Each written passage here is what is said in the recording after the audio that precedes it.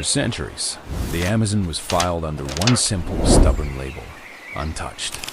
A vast green expanse on every atlas, a cathedral of trees so impossibly dense that humans couldn't possibly tame it. That's the picture we've been given.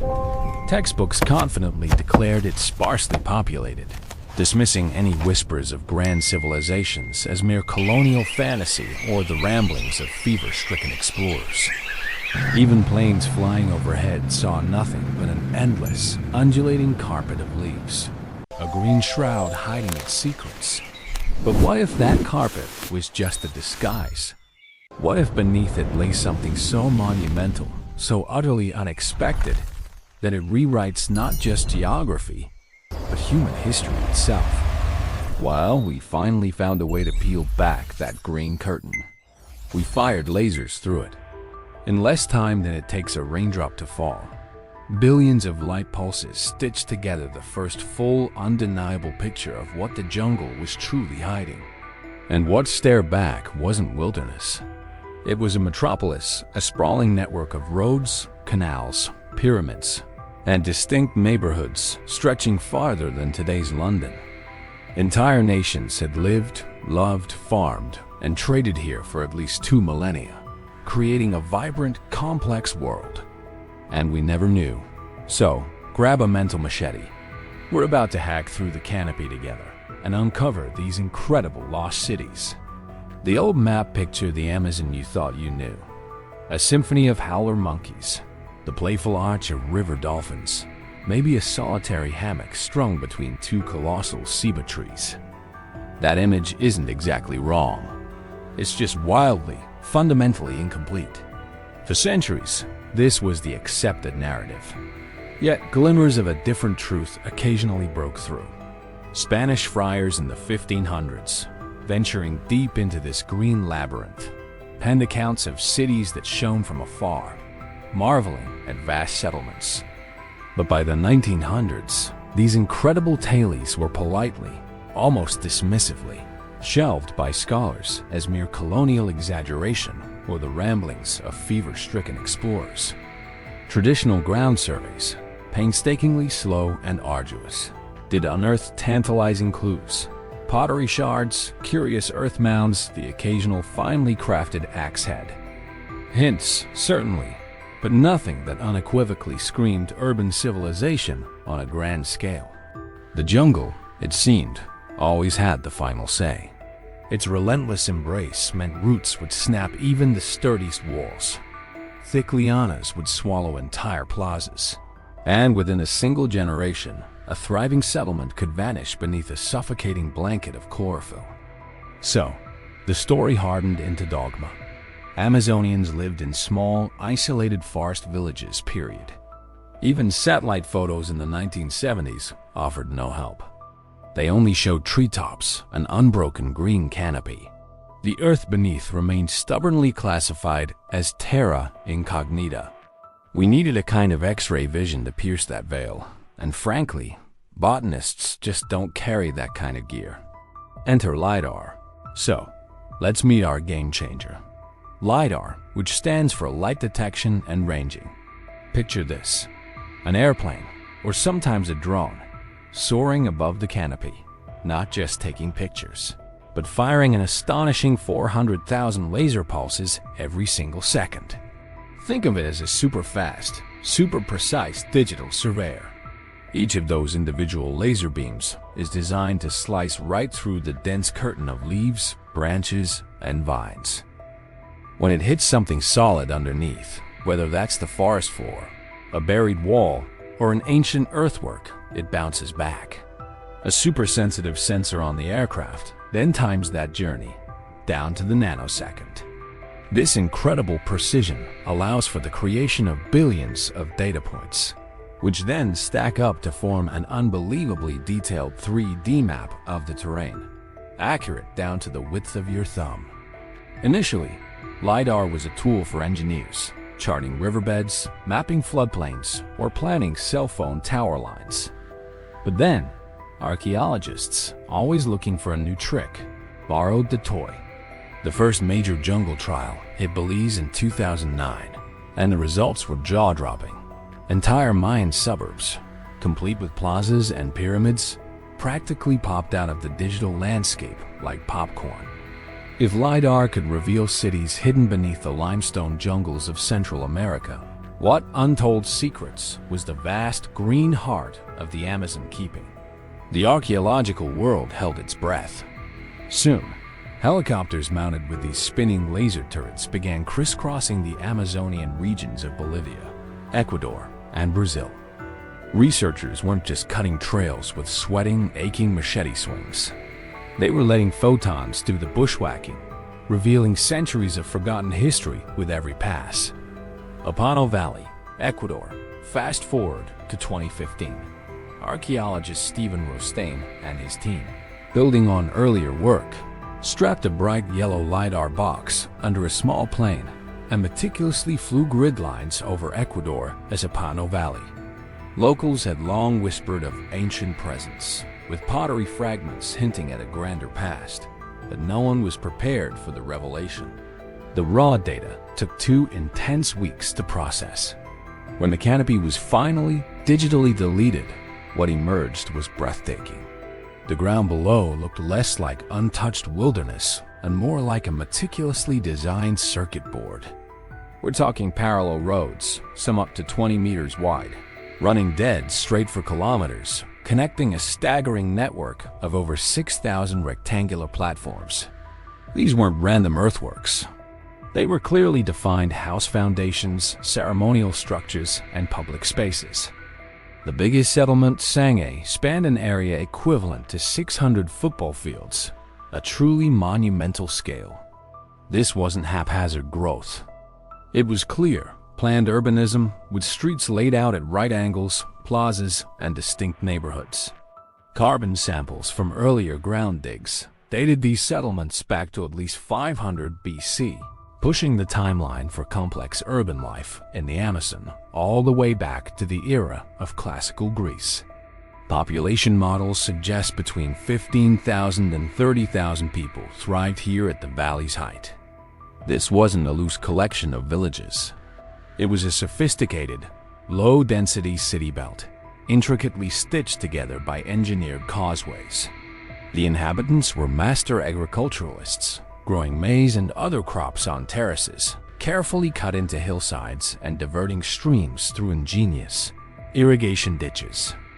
Picture bustling suburban avenues, but instead of the hum of minivans, imagine the vibrant squawk of macaws, a testament to a civilization in harmony with its environment. Now, let's head southeast, deep into Bolivia's seasonally flooded savannas. Here, the enigmatic Casarabe culture flourished for nearly 1,000 years, between 500 and 1400 century, mastering an environment many would deem uninhabitable for large-scale societies. LIDAR flights in 2019 were absolutely transformative, revealing not just a few sites, but 24 major settlements. These weren't simple villages. They featured monumental structures, including impressive 22-meter-tall step pyramids, sophisticated reservoirs, and extensive moat-like canals that ingeniously doubled as fish farms. The scale is staggering. The biggest site, Landivar, spreads across a colossal 1.3 square kilometers. Imagine a Manhattan before Manhattan, rising from the plains.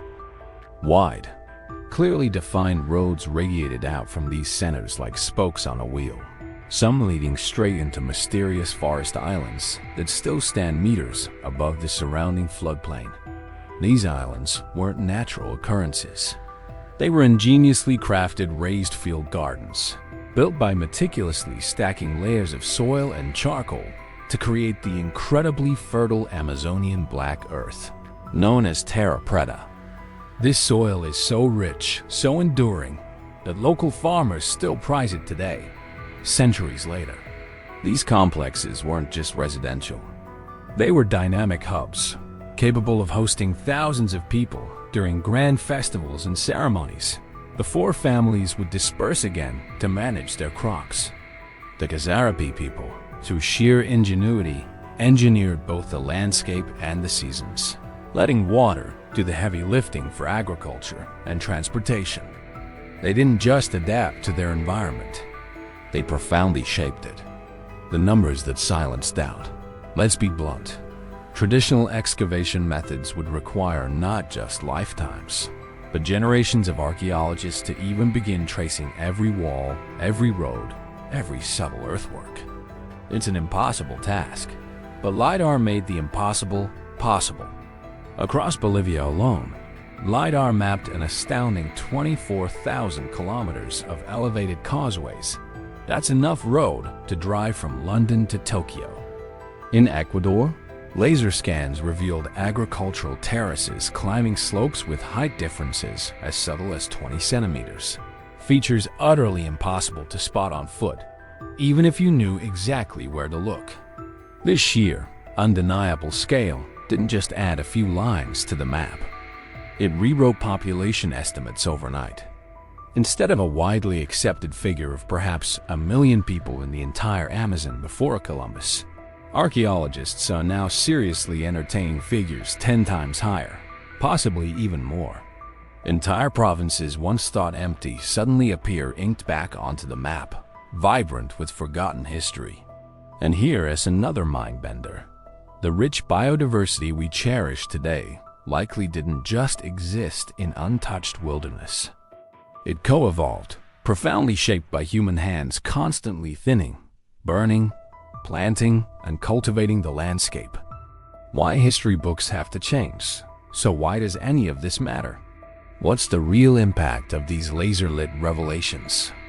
First, and perhaps most profoundly, the stubborn myth of an untouched, pristine rainforest dies hard, but it dies right here. These ancient Amazonian societies weren't just surviving, they were thriving. They transformed rivers, meticulously built carbon-rich soil like terra preta, and farmed with incredible sophistication, all without the aid of stone or the wheel. This proves unequivocally that urban complexity and advanced civilization don't require monumental marble, columns, or towering stone cities to exist. Second, this discovery fundamentally reframes our understanding of indigenous descendants. They aren't just relics clinging to dwindling traditions. They are the direct heirs to an astonishing body of engineering and ecological knowledge that we, in the modern world, are only now beginning to grasp.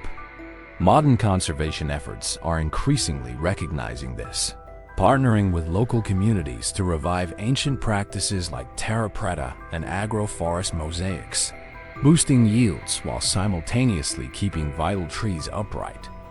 Third, the Amazon's famed delicate ecosystem, often portrayed as fragile beyond repair, looks far tougher, far more resilient than we ever imagined. Landscapes that were repeatedly burned, ditched, farmed, and then allowed to regrow still support thriving populations of jaguars, jaguarandis, and a multitude of other species. Understanding that inherent resilience completely reframes today's urgent debate on deforestation. Regrowth is not just a dream, it's a historical reality, but only if we understand where and how to best help it. What LIDAR can't do now, let's be clear, while LIDAR is revolutionary, it's not a magic bullet.